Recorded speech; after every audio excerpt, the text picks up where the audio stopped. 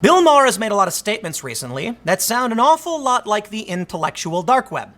And I gotta admit, I used to watch a lot of Real Time with Bill Maher, so you can probably see where the alignment is on what used to be liberal. Here's the thing. Bill Maher and I often say the same things. You know, we talk about different issues a lot. He's much more orange man bad than I am. But for the most part, we kind of agree on a lot of things. I wonder how long it'll take until Bill Maher is slammed as a fake liberal or a conservative.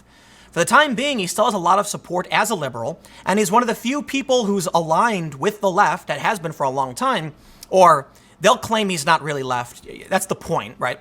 But he's a Democrat. He doesn't like Trump, okay? And he's been talking sense, but he's one of the last people doing it. I got a couple stories, because his segment the other day actually talked about two hilarious things.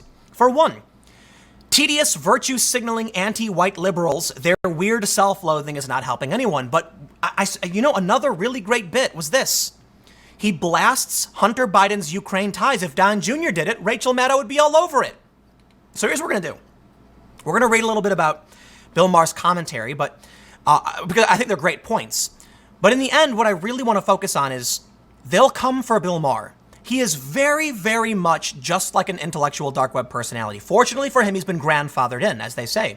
For Dave Rubin, though, no, they can't allow that. Dave Rubin's a comedian. He does political talk show and interviews. Nope, sorry, he's out. But Bill Maher can say the same thing and get away with it. Let's read the first story from the Daily Caller. They say Bill Maher mocks tedious virtue signaling anti-white liberals. HBO host Bill Maher mocked the tedious virtue signal. We get it. You got to say it twice.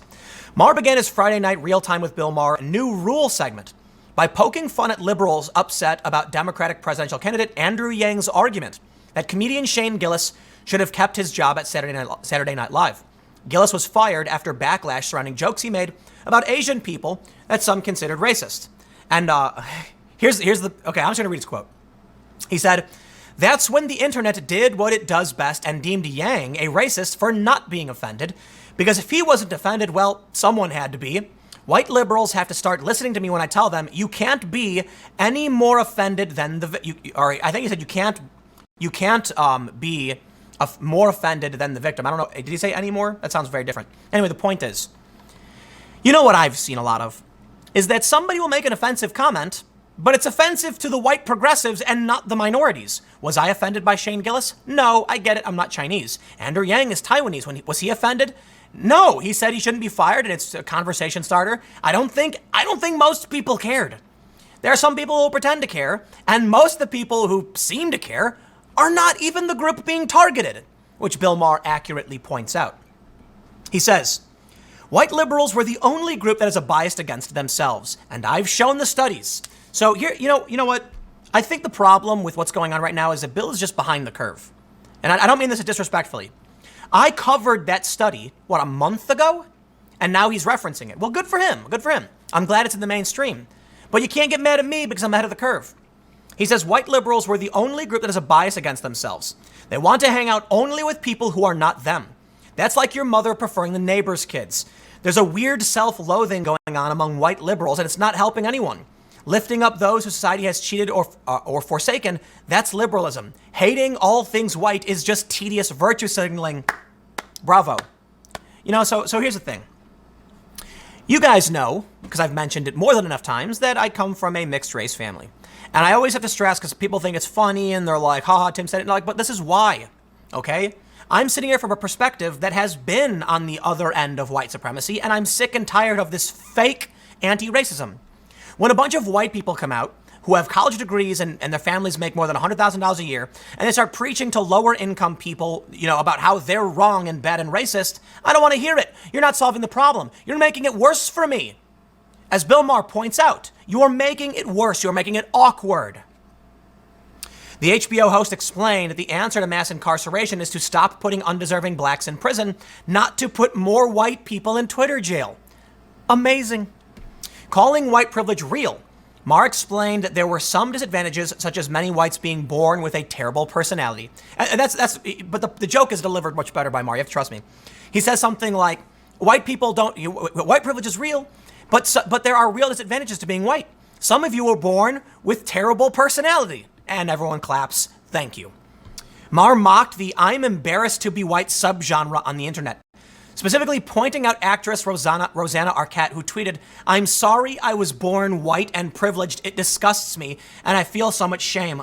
Oh, that is the cringiest trash I have ever heard in my life. You have to be one of like I just don't even, you know what, man? I would not open my door for that person. If someone wanted to come to my house, could you imagine like social justice door-to-door evangelizing? Like you see the Seventh-day Adventists and, Mormons, they knock on your door and they try and talk to you. Could you imagine social justice people knocking on your door and being like, "Hi, we're white and we're so ashamed. You should be shamed too." I'd be like, I'm not opening the door, you nut. Exactly, Maher said.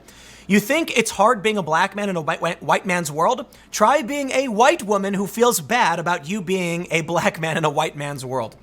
So we get it. I thought it was hilarious. I just wanted to read this commentary, but there's a bigger issue here, right? This commentary right here, Maher blasts Hunter Biden. The commentary is pretty simple. Maher began by questioning whether former Vice President Joe Biden would benefit from the impeachment inquiry into Trump since he is elevated above the other 2020 candidates. The more I read about this, no. I don't think he was doing something terrible in Ukraine, but it's just, why can't politicians tell their effing kids, get a job, get a goddamn job, Maher told the panel. This kid was paid $600,000 because his name is Biden by a gas company in Ukraine. This super corrupt country that just had a revolution to get rid of corruption, it just looks bad. Thank you! Bill Maher is not a conservative, Dave Chappelle is not a conservative, and neither am I. But hey, it's really weird how we're all saying the same things, isn't it? Maybe it's about time. Well, no. You know what? It's a civil war on the left. What was once the reasonable left is being destroyed. I'm grateful to Dave Chappelle, Bill Burr, Joe Rogan, Ricky Gervais. This high-profile comedy, they're pushing back on it. And Bill Maher, pushing back on it. I hope they can win. I'm not a big high-profile comedian like these guys are. They're speaking to the establishment, okay? I'm on YouTube. I hope they can... And well, so is Joe Rogan, okay? But that Netflix special from Dave Chappelle, the HBO star commended genius Republicans for muddying the waters, predicting that their argument to defend Trump will be, you did this in Ukraine, well, Joe Biden did this. He's right.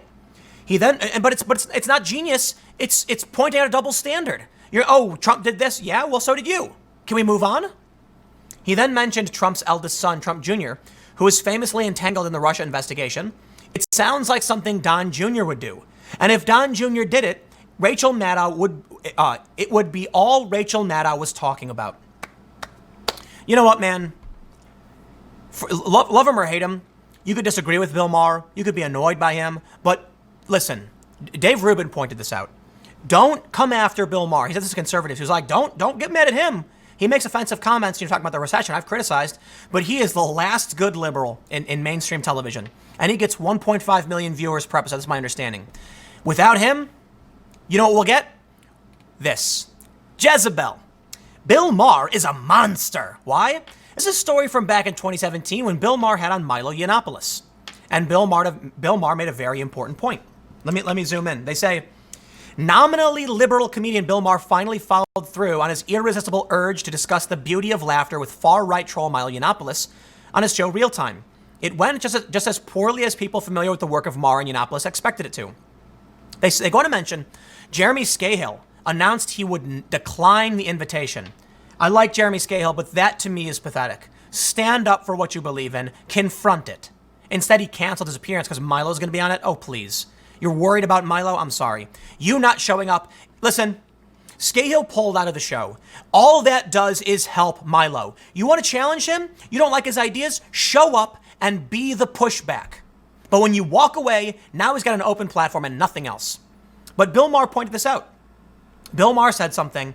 If he's really, what does he say? If he really is the monster that people think him to be, then the best thing for liberals is to confront it. So I don't want to go digging through it because I'm going to keep this one short. He says it right here. If Mr. Yiannopoulos is indeed the monster Scale claims, and he might be, nothing could serve the liberal cause better than having him exposed on Friday night. But it's too bad because Scahill backed away. Now here's the best part. This Bill Maher is a monster. It's got 400,000 views. So you get rid of Bill Maher. This is what replaces him. The woke outrage that demands censorship.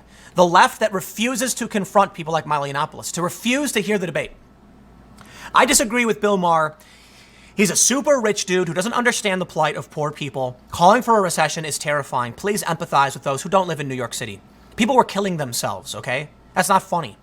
But I really, really do appreciate, at least we have this. This is like the 12th video I've made about Bill Maher, talking about him hitting the nail on the head with the hammer. Stick around, I got one more segment coming up in a few minutes. I will see you all shortly.